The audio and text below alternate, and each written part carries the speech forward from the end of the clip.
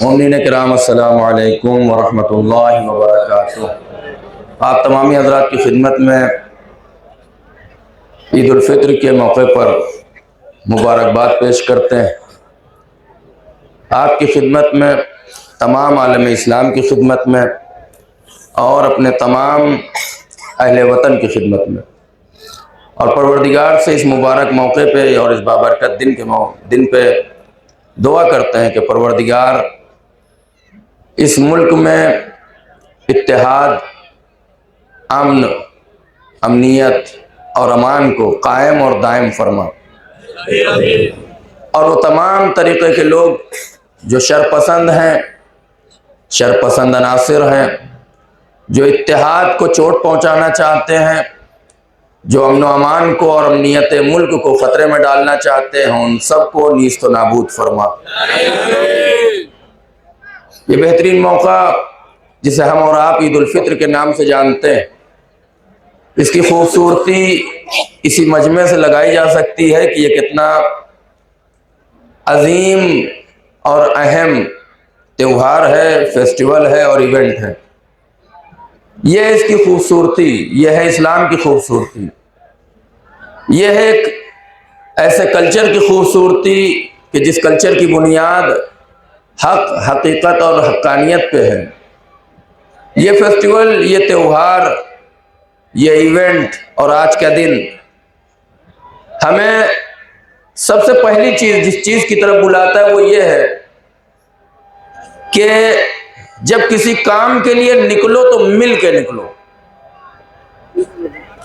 یہ اس کا ایک بڑا مقصد ہے، اور جہاں تک میری آواز جا رہی ہے وہ تمام لوگ سنیں کہ اس ایونٹ کا، اس عید الفطر کا ایک عظیم مقصد یہ ہے کہ دنیا کو بتایا جائے اور اس سے یہ سیکھا جائے کہ کسی کام کو کرنا ہے تو مل کے کریے۔ سارے لوگ مل کے جب کریں گے تو صحرا اور جنگل بھی گلستان بن سکتا ہے،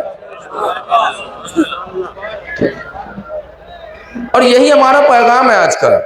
ہم یہ چاہتے ہیں مل کے رہیے، مل کے رہنے دیجئے، مل کے ہر کام کریے، چاہے وہ ملک کا ہو، چاہے وہ قوم کا ہو، چاہے وہ گھر کا ہو، اور چاہے وہ کسی خاندان اور ملت کا ہو۔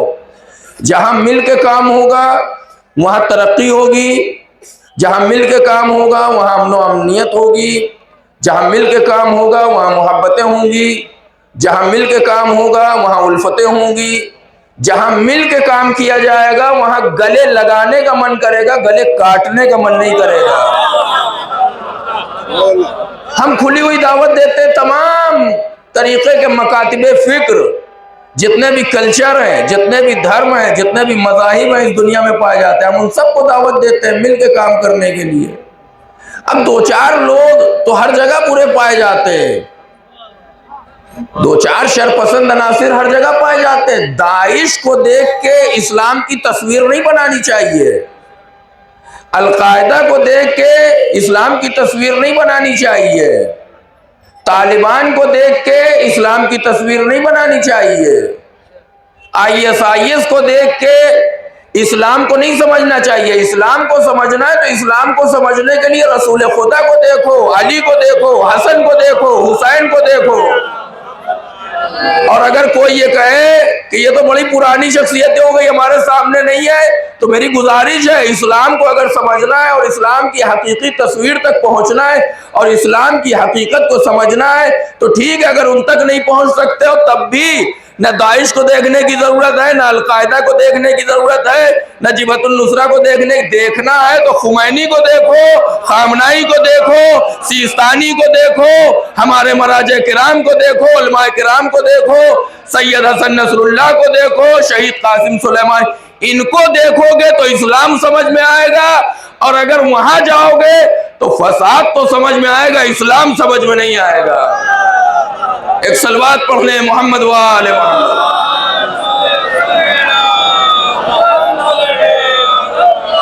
یہ دیکھیے ایک رنگ میں، ایک مزاج میں رنگے ہوئے لوگ، اور یہی اسلام ہر جگہ چاہتا ہے۔ جہاں بھی ہم رہتے ہیں، جہاں بھی ہم جاتے ہیں، ہمارا پیغام یہی ہے، اس سے ہٹ کے ہمارا کوئی پیغام نہیں ہے۔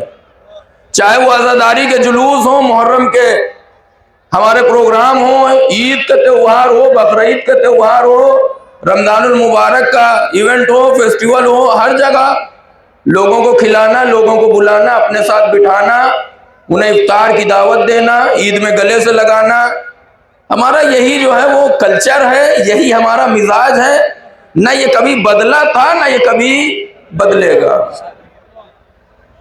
اب اس کو سمجھنا تو اور سمجھ سکتے ہیں، دنیا سمجھنا چاہے تو عید کا تہوار ہے، لیکن اس کے باوجود ہمارے اوپر یہ واجب کیا گیا ہے کہ ہم اپنے سے زیادہ اپنے سماج کے غریب طبقے کی فکر کریں۔ آپ یہ بتائیے، آپ نے کہیں یہ حکم دیکھا ہے کہ نیا کپڑا پہننا واجب ہے؟ کسی کتاب میں لکھا ہو مجھے بتائیے؟ نیا جوتا پہننا واجب ہے؟ نہیں ہے نا، نیا کپڑا پہن، لیکن غریبوں کا حق ان تک پہنچانا یہ واجب ہے۔ آپ غور کریے اس فلسفے پہ، یہ اسلام کی خوبصورتی ہے۔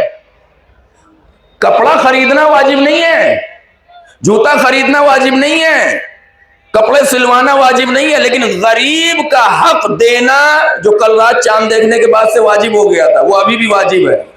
یہ واجب ہے، کیوں؟ اس لیے کہ یہ اسلام کا مزاج ہے کہ وہ یہ نہیں چاہتا کہ کوئی فرعون بن جائے اور بہت اوپر تک چلا جائے، جیسے ہی اوپر جانے لگے اپنے نیچے والے کو دیکھو وہ کیسے زندگی گزار رہا ہے۔ عید کی خوشی میں پاگل مت ہو جانا۔ عید کی خوشی اس لیے نہیں ہے کہ تم نئے کپڑے بنواؤ، عید کی خوشی اس لیے ہے کہ وہ جو پورے سال خوش نہیں تھا اس کے خوشی کا ایک بہانہ ڈھونڈو فطرے کے ذریعے، کچھ لمحے کے لیے، ایک دن کے لیے صحیح، کچھ تو خوشی ملے گی۔ لہذا جن حضرات نے فطرہ نکال دیا ہے، پہنچا دیا ہے، بہت بہتر۔ مستحق تک نہیں پہنچایا ہے اور نکال دیا ہے تو ابھی جا کے اس کو مستحق تک پہنچا دیں، اور اگر ابھی تک نہیں نکالا ہے تو نیت کریں گے بغیر قضا اور ادا کی، اور فطرہ نکالیں گے۔ فطرہ نکالتا ہوں اپنا اور اپنے اہل و عیال کا قربتاً اللہ، نہ ادا کی نیت نہ قضا کی نیت، اور جتنی جلدی ہو سکے اس کو پہنچایا جائے۔ جتنا دیر لگائیں گے ہوگا تو بہت کچھ نہیں، کوئی جریمہ نہیں ہے، کوئی جرمانہ نہیں ہے، کوئی ٹیکس نہیں ہے، لیکن ہوگا کیا؟ اللہ کی نظر میں اس انسان کی ویلیو گرتی چلی جائے گی۔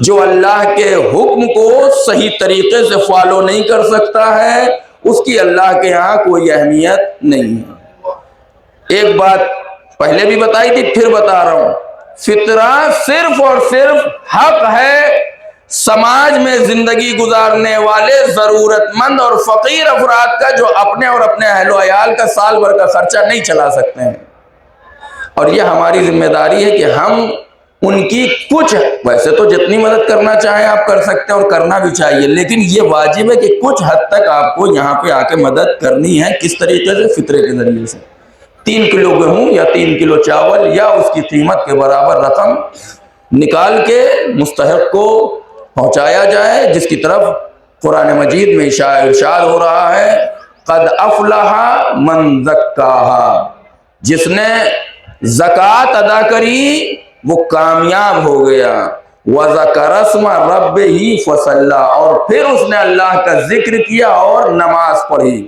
اور یہ اشارہ ہے اسی نماز عید الفطر کی طرف۔ عید الفطر کی نماز سے پہلے تذکرہ کس چیز کا ہے؟ من زکاہا، جو زکوٰۃ ادا کرتے ہیں۔ لہذا جو افراد نے ابھی تک زکوٰۃ فطرہ ادا نہیں کری ہے وہ جا کے مستحق کے گھروں تک پہنچا دیں، تلاش کریں، ڈھونڈیں، یہاں نہیں ہے تو جہاں بھی ہو آس پاس کے علاقوں میں وہاں تک پہنچانے کی جلدی سے جلدی کوشش کریں۔ آج کے اس مبارک موقع پہ پروردگار عالم کی بارگاہ میں بطفیل محمد و آل محمد دعا گو ہے کہ پروردگار ہماری اس عظیم عبادت کو شرف قبولیت عنایت فرما، ہمارے ماہ مبارک کے روزوں کو قبول فرما، پروردگارہ ان تمام نمازیوں کے اوپر اپنی رحمتوں اور برکتوں کا نزول فرما، ہم سب کو اپنے قائدین، اپنے رہبر اور معصوم ائمہ اور اماموں کی قیادت میں ان کے نقش قدم پر چلنے کی توفیق عنایت فرما۔ پروردگار ہم سب کو ملک کی امنیت اور امان اور اتحاد کو قائم اور دائم رکھنے کی توفیق عنایت فرما۔